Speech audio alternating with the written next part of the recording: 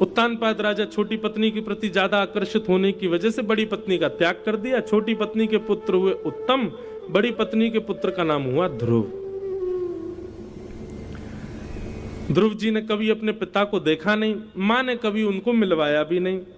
क्या बताएं, अभी छोटा बालक है, थोड़ा बड़ा हो जाएगा तब बताएंगे सब बात। लेकिन एक दिन छोटे से ध्रुव से उसके सब मित्रों ने पूछा, ध्रुव तुम्हारी मां तो हमने देखी, पिता कौन? ध्रुव जी महाराज बोले, भैया ये पिता कौन होते हैं? बोले कि भैया हम सबके माता पिता हैं, तुम्हारे पिता कौन है बताओ। ध्रुव जी ने आज जाकर अपनी मां से पूछा, मां मेरे पिता कौन है? ये सुनकर के आश्चर्यचकित हो गई ध्रुव जी की माता जी। और आज ध्रुव जी को एक राजमहल दिखाया और कहा, इस महल में जो राजा है ना ध्रुव, वही तुम्हारे पिताजी। हम उनके साथ क्यों नहीं रहते? बोले बेटा जब तू बड़ा होगा ना, थोड़ा अभी तू पढ़ाई पर ध्यान दे, अभी बाकी क्रिया, जब बड़ा होगा तब बताएंगे। मां की बात मान करके ध्रुव जी शांत रहे, लेकिन मन में इच्छा प्रकट होगी, मैं भी तो देखूं मेरे पिता कैसे हैं। जैसे ही राजभवन में प्रवेश करके अंदर जाके देखा तो राजा उत्तानपाद की गोद में छोटी मां का बेटा बैठा था। और बालकों का एक स्वभाव होता है कि अपने माता पिता की गोद में कोई और बालक बैठे, ये उनसे सहन नहीं होता। ध्रुव जी एक बाल बुद्धि होने की वजह से क्रोध में भर करके अपने पिता के पास जाने लगे, मैं बैठूंगा, मेरे पिता हैं, मैं उनकी गोद में बैठूंगा। इतने में छोटी मां ने रोक दिया, कहां जा रहे हो? बोले पिता की गोद में बैठने। बोले वो तुम्हारे पिता हैं पर मैं तुम्हारी मां नहीं। वन में जाके भजन करो, भगवान से प्रार्थना करो, वरदान मांगे। वरदान मांगने को जब भगवान कहें तो उनसे कहना मेरा जन्म छोटी मां के गर्भ से हो, जब मेरे गर्भ से जन्म लेके आओगे तब बैठोगे इस राज्य गद्दी पर।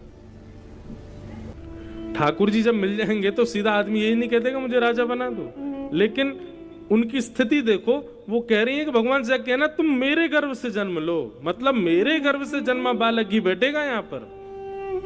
अपनी सत्ता को भगवान से ऊंचा बता रही है, ये मन है। ध्रुव जी महाराज रोते रोते अपनी मां के पास गए। मां ने कहा बेटा क्यों रो रहे हो? ध्रुव जी ने शिकायत नहीं की, ध्रुव जी ने कुछ नहीं बताया। ऐसी परवरिश है ध्रुव जी की कि ध्रुव जी के साथ कुछ भी हो जाए वो मां से कभी शिकायत नहीं करते। ध्रुव जी महाराज कुछ नहीं बोले, बस रोते रहे, अपने आप को छुपाते रहे, छोटी मां की शिकायत नहीं की। तभी एक दासी ने आकर के बताया, बोले आज राजभवन में ऐसा ऐसा हुआ, ध्रुव जी जा रहे थे, छोटी मां ने कह दिया वन में जाओ, भगवान का भजन करो, उनसे कहो मेरी गर्भ से जब तुम्हारा जन्म होगा तब बैठोगे। आहा, ध्रुव जी की मां ध्रुव जी के पास गई, उठा करके अपनी गोद में बैठाया। बोले रो क्यों रहे हो? छोटी मां ने गलत कहा, छोटी मां ने डांट दिया, छोटी मां ने तुमको बुरा कहा, इसलिए तुमको बुरा लग रहा है? क्या बुरा कहा? अच्छा तो कहा छोटी मां ने। बेटा मैं तो तुझे सत्संग में ले जाती हूँ, कथाओं में लेके जाती हूँ, मंदिर लेके जाती हूँ, पर छोटी मां ने तो सीधी आज्ञा कर दी भगवान के पास ही चले जाओ। कितनी अच्छी है वो। बेटा उनके प्रति शिकायत की भावना नहीं, ऐसी दूषित भावना नहीं, बल्कि तुम तो वन में जाओ, भगवान का भजन करना, और सुनो एक बार छोटी मां को प्रणाम करके जाना। कैसी मां है ध्रुव जी की।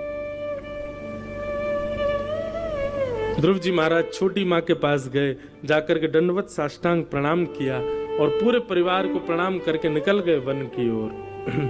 4.5-5 वर्ष के ध्रुव जी महाराज वन में जा रहे हैं। तभी नारद जी महाराज आ गए कि नारदो देव दर्शन।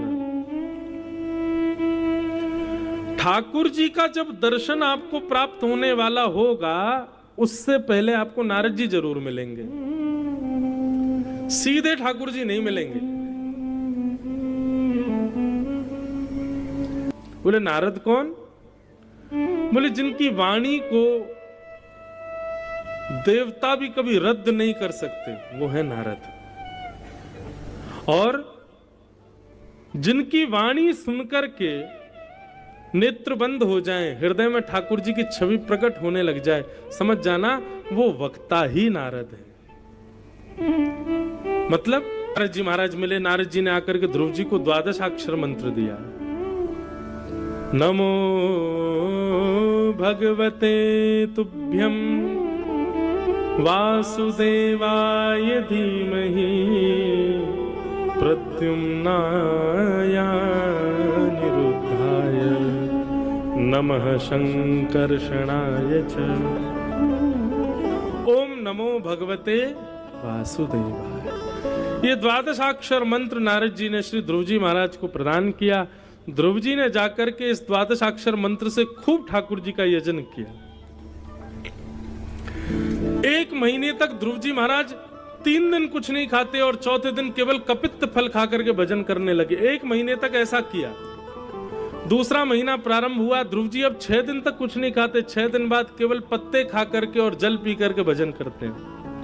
तीसरा महीना प्रारंभ हुआ, ध्रुव जी अब 9 दिन तक कुछ नहीं खाते, केवल जल पी के भजन करते हैं।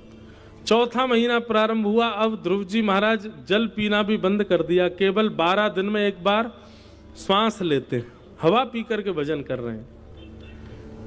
पहले महीने में 3 दिन का व्रत, दूसरे महीने में 6 दिन का व्रत, तीसरे महीने में 9 दिन का व्रत, चौथे महीने में 12 दिन का व्रत।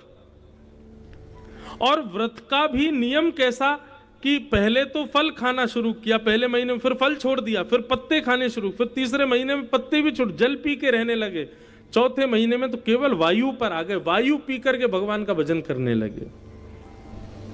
5वां महीना प्रारंभ हुआ, ध्रुव जी महाराज बोले ठाकुर जी आ नहीं रहे मुझसे मिलने के लिए। तो 5वें महीने में ध्रुव जी महाराज अब कोई व्रत नहीं किया, सीधे अपनी श्वास कोई वशीकृत कर लिया। बोले अब मैं श्वास ही नहीं लूंगा तब तक जब तक ठाकुर जी नहीं आएंगे। भजन करने लगे। 4.5 पौने 5 वर्ष का बालक, देवताओं में हाहाकार मच गया, दौड़ करके भगवान के पास गए। बोले भगवान जल्दी चलो इसको दर्शन देने के लिए, कितनी सुंदर भक्ति कर रहे हैं, कितनी सुंदर भजन कर रहे हैं। भगवान श्वास रोक ली है, कहीं छोटा बालक है, दम ना घुट जाए, प्राण ना निकल जाए, आप जल्दी चल करके इस बालक को दर्शन दीजिए भगवान। भगवान ने गरुड़ जी को बुलाया, शंख चक्र गदा पद्म धारण किए, तुरंत चतुर्भुज नारायण विराजे। और ये नहीं कहा कि चलो लाल को दर्शन देने चलते हैं, बल्कि ऐसा कहा चलो गरुड़ जी, ऐसे ध्रुव जी का तो हम दर्शन करने जाएंगे, ऐसे भक्त के तो हम दर्शन करने जाएंगे। और गरुड़ पर विराजमान होकर के भगवान पधार गए। प्रहलाद जी के प्रसंग में श्री प्रहलाद जी कहते हैं कि न दानम न तपो निज्य न शौच्यं न व्रतानि च प्रीयते मलया भक्त्या हरिरन्य विडम्बनम्। प्रहलाद जी कहते हैं दान करने से भगवान नहीं मिलेंगे, न दानम, तपस्या करने से भगवान नहीं मिलेंगे, न तप, न एज्जय, एज्जय कहते हैं यज्ञ को, खूब यज्ञ करने से भगवान नहीं मिलेंगे, न दान से मिलेंगे, न तप से मिलेंगे, न यज्ञ से मिलेंगे। चौथा कहते हैं न शौचम, शौचम कहते हैं पवित्रता, 3 बार दिन में नहाओ, पवित्र रहो, शुद्ध रहो, अपरस में रहो, गीले कपड़े पहन के रहो, ये मत छुओ वो मत छुओ, अरे मुझसे दूर रहो। भगवान मिलेंगे? नहीं मिलेंगे। न दानम न तपोनिज्य न शौच्यम न व्रतानि च, ना ही ठाकुर जी 30 दिन के महीने में 20 दिन व्रत करने से मिलेंगे। तो फिर ध्रुव जी को कैसे मिल गए भगवान? ध्रुव जी की भक्ति में ऐसा क्या है कि ठाकुर जी इतनी जल्दी प्रसन्न हो गए 5 महीने में? भगवत प्राप्ति की उत्कंठा। क्या है? भगवत प्राप्ति की उत्कंठा। ललक कितनी है भगवत प्राप्ति की, लगन कितनी है भगवत प्राप्ति की, उससे ठाकुर जी मिलते हैं। महाराज ने ये सिद्ध करके दिखाया।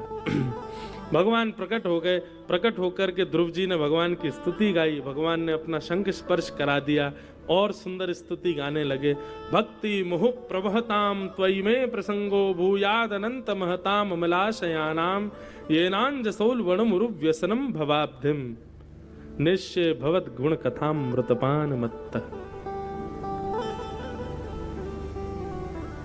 ध्रुव जी ने भगवान की स्तुति गाई और ठाकुर जी से कहा मुझे आपकी कथा सुनने का व्यसन हो जाए नाथ, ऐसी कृपा कर दो। भगवान ने अनुग्रह किया, 36,000 वर्ष तक राज्य करने के लिए ध्रुव जी को आज्ञा की। ध्रुव जी बोले भगवान अब मुझे 36,000 वर्ष के लिए क्यों भेज रहे हो, आपके दर्शन हो गए, अब तो संगी ले चलो। भगवान बोले नहीं, हम बाद में थे तुम्हारे चित्त में, तुम्हारे चित्त में पहले राज्य गद्दी थी, तुमको उस पर बैठना था। ध्रुव जी बोले भगवान अब आपका दर्शन करके कोई राज्य गद्दी की इच्छा नहीं है, कृपा कर दीजिए, मुझे ऐसा वरदान मत दीजिए। नहीं, भगवान बोले अब तो ये मिलेगा। मेरे भक्त के हृदय में यदि विषय आ जाता है तो मैं उस विषय का इतना भोग करवाता हूं कि वो विषय से ऊब जाए। तुम राज्य गद्दी पर बैठने का मन बनाए थे तो अब चलो 36,000 वर्ष तक बैठे रहना। ध्रुव जी बोले आपने मुझे आशीर्वाद नहीं तो श्राप दे दिया, 36,000 वर्ष का राजा बना दिया। और ध्रुव जी 36,000 वर्ष तक राजा बने।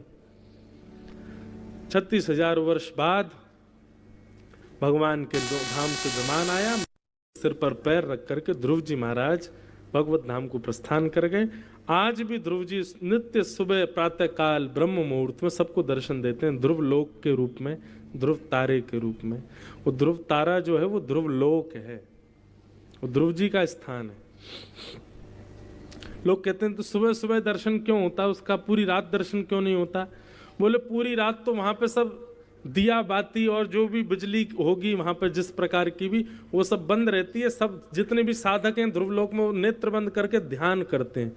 और जब ब्रह्म मुहूर्त होता है तब स्वयं शंख चक्र गदा पद्मधारी नारायण का ध्रुवलोक में आगमन होता है। तो ठाकुर जी के आगमन में पूरे ध्रुवलोक को सजाया जाता है, इसलिए ध्रुवलोक का दर्शन ब्रह्म मुहूर्त में होता है। अगर कोई व्यक्ति नित्य ध्रुवलोक का दर्शन करे ब्रह्म मुहूर्त में, 12 वर्ष का ये नियम बना ले कि मैं रोज ध्रुव तारे को देखूंगा, और 12 वर्ष तक यदि किसी व्यक्ति ने इस नियम का पालन कर लिया, नित्य ध्रुवलोक का दर्शन किया, तो ध्रुव जी स्वयं श्रीमन नारायण को लेकर के एक न एक दिन उसके सामने प्रकट हो जाएंगे और उसको दर्शन कराएंगे।